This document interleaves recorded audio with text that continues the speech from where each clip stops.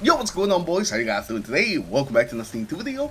And in today's video, we're going to be taking a look at a build for the Hunter that's all about being up close, doing a ton of whack clear, doing a ton of blinds, and also just being unkillable. We're going to have a ridiculous amount of damage system to this build, so you'll be able to survive a lot of things that you probably didn't expect to actually survive.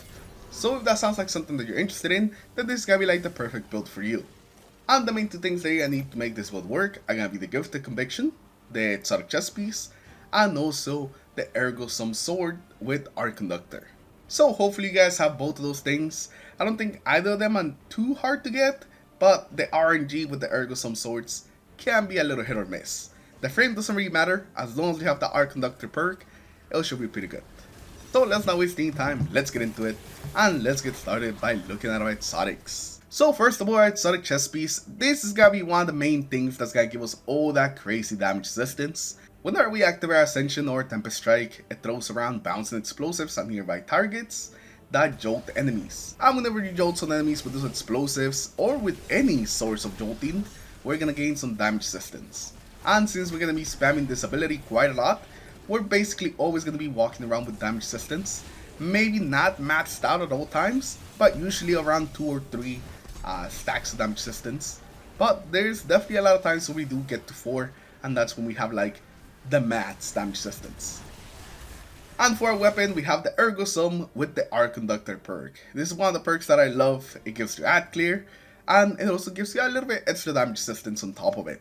But it is only towards arc damage, so you'll take less damage from arc, but that's pretty much it. But it doesn't really matter because, you know, we're going to be taking less damage from everything thanks to our exotic piece of armor. But anyways, that's not the main reason that we're using that. We're using this for the chain lightning that you activate also when you proc Arc Conductor. It really helps, and every time that we kill something with that chain lightning, it's going to blind everything around us. So it's going to make killing everything just much easier after that, even more. We're also just going to constantly be jolting targets. So not only are they going to be jolted, then they're going to be hit by arc damage from our sword. There's just going to be a bunch of arc damage and a bunch of jolt damage. Basically just flying all over the place wherever we go. Like I said before, it doesn't really matter which frame it is. I have a Vortex frame here. I really like the Vortex frames, but any other frame will also work pretty well. So now let's take a look at our subclass and how we have it set up. First of all, we have Arc Staff, and this is not really something that you need to run. I prefer the Arc Staff Super, but you could also go with Gathering Storm. And then we're going to change the build, but I have been liking the Arc Staff and the new changes, so that's why I ended up going with Arc Staff, but not really something that's required for the build. Now for your class ability, I recommend that you go with Marksman Dodge, just because it has a shorter cooldown, and most of the time we're not really going to be using our dodge like normally. Most of the time we're just going to be using it for our Ascension. That's like the only time that we really use it, so might as well have a lower cooldown on that so we can spam it even more. After that, we're going to have our melee, and it doesn't really matter which melee you go with, where it's not something that we're really going to use on the build. We actually cannot use our melee while we're holding the sword, so a lot of time we can actually even use it. So it doesn't really matter which one you have, you can go with any of them. For the grenade, the Flashbang Grenade is still the best PvE one. It is just so good. It stuns champions, it blinds targets, it does some pretty good damage. It is just like the perfect grenade for Arc when it comes to like PvE, so that's why we have it on. And now for our aspects, we have a combination of Ascension plus Flow State. Now Ascension is gonna be the main way that we use our exotic, and also the main way that we jolt things. Whenever we use our Ascension, it throws out all those grenades that jolt targets. The Ascension itself also jolts targets. So we're gonna be jolting a bunch of things and getting all the damage resistance every time that we just use our Ascension. And thanks to Flow State, we're gonna be getting our class ability back so much faster since we have increased regen whenever we're amplified. And since the Ascension also amplifies us, then we're basically always having that extra regen, always being able to spam Ascension. You can pretty much spam it like every 8 to 9 seconds. It is actually pretty crazy, but that's what keeps like the damage resistance up basically all the time. So these are like the two best ones that I decided to go with. I did experiment a little bit with Tempest Strike, since, you know, the exotic also affects Tempest Strike as well. But I ended up just going with this. I think if you're going with the sword, it just makes a little more sense to run with this, since you can't use your melee as freely as you can without the sword. Now moving on to the fragments, the first one we're gonna have is gonna be the Spark Shock, which is gonna let our grenades jolt targets. Now this is great, it gives us another way of jolting things, so we get some more damage resistance, and it's also just amazing in PvE. You know, jolt is still super strong, so now not only can you jolt things, but you can also blind them at the same time with the grenade, so it's just fantastic. After that we have the Spark Beacons. Whenever we're amplified, if we get some kills with our arc or special weapons, then we create blind explosions. And this is the main reason why that sword is so good, because anytime those lightning strikes kill anything, they will make that blind explosion, since it will count as a special ammo kill. And that's pretty much what allows us to just basically go in there, jolt a bunch of targets, blind a bunch of things, and just have lightning just constantly going through everything. It is beautiful. And it also makes staying alive in the middle of a bunch of enemies much easier, since once you start blinding them, they can't really fight back. After that, we're gonna have the Spark of Instinct. Now this one's one that I'm not like super completely sold on. This is probably like the one fragment that you could take out for something else if you prefer something else. But where you're critically wounded, taking damage emits a burst of damaging arc energy that jolts targets. So there's another way of jolting things, and it's a way of jolting things whenever we are in danger, whenever our shields are broken. It jolts anything that might be around us, and it gives some damage resistance whenever we really need it. So that was my thought process behind that. I definitely like it. I think it still adds a bit more to the build, maybe just not as much as the other fragments. And the last fragment that we have on this build is going to be the Spark of Resistance. Whenever we are surrounded, we gain some damage resistance, and this is just a must have. We're always going to be up close, meaning that this thing is always going to be procced, and we're always going to be taking advantage of even more damage resistance. And all these things that are giving us damage resistance just makes us super tanky. And that's pretty much what we're going for. You know, we're not really shooting things, we're just kind of getting in there, spamming our ascension, spamming our sword. So we really need as much damage resistance as we can actually get. Now moving on to the artifact, we actually don't have too many things that can help us, but the ones that are going to help us are, funnily enough, all just kind of in this corner right here. Like all just in this concentrated area. But we're going to have Trace Evidence, which is going to make it so whenever we kill some jolted targets, we gain some Ionic Traces, and we can also turn those Ionic Traces into Armor Charge if we decide to buff this one. But I think there's a better one that you can actually buff from these mods right here. The Thick of It is also pretty good. It just gets some more armor charge from just being surrounded. Getting some final blows while surrounded, which is gonna be like what we do most of the time. So this one works pretty well. Curative Orbs are actually gonna be really good. Whenever we break a shield, we get some more Orbs of Power.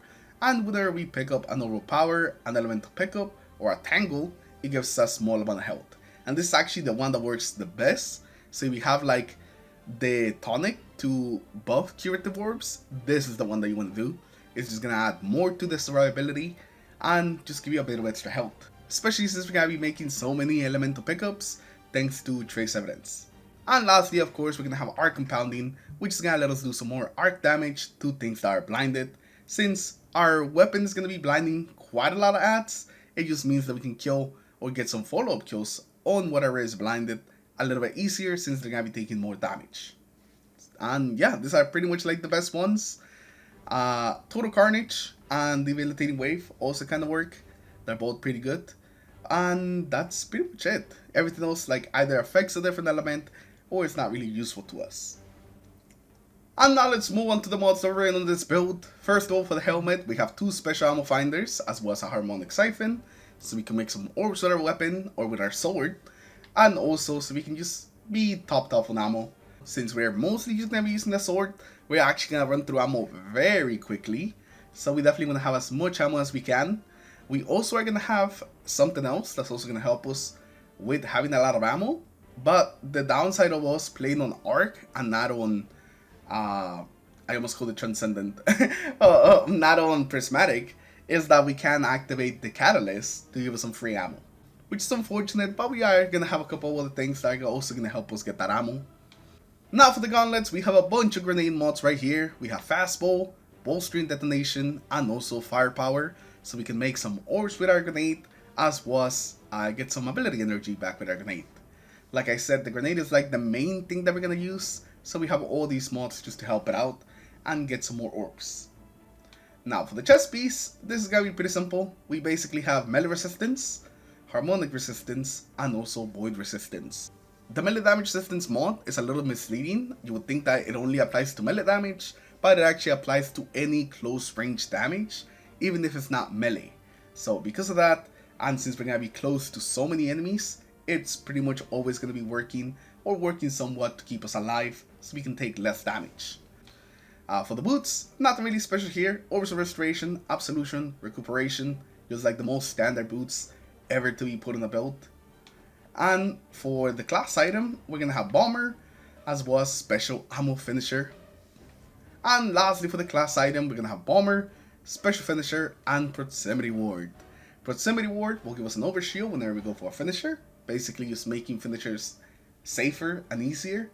And Special Finisher is really what saved me from running out of ammo a lot of the times. You're gonna be pretty close anyways, so you can go for those finishers very easily, especially since we have Proximity Ward. So you wanna go for finishers, just any chance you get some ammo that way, and you're basically always gonna have ammo on your sword.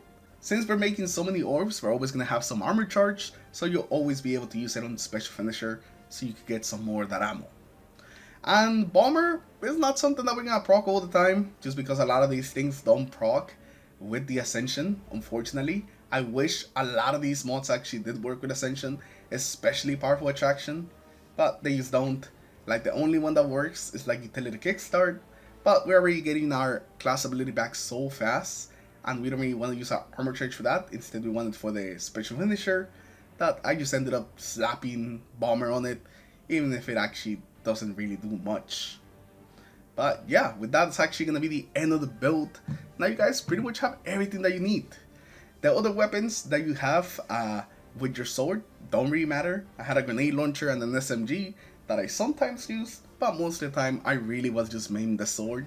If you're in activity with champions, just make sure that you slap on like an anti-barrier on your kinetic slot, and you're pretty much gonna be okay. Since this build already can stun overloads and unstoppables just naturally, the only thing that you really have to worry about is just those anti-barriers. But anyways, with that, we're gonna end today's video. Thank you for watching, thank you for stopping by. Like always, there will be a dim link in the description below in case you guys want to give this a try. And I would definitely recommend it if you want a more aggressive build that just kind of gets in there and just slaps the enemy around with the sword. That's really it. That's like the simplest way that I can explain this build. You get in there, blind a bunch of things, beat up a bunch of things with your sword, and that's pretty much it. You just move on to the next area once everything dies.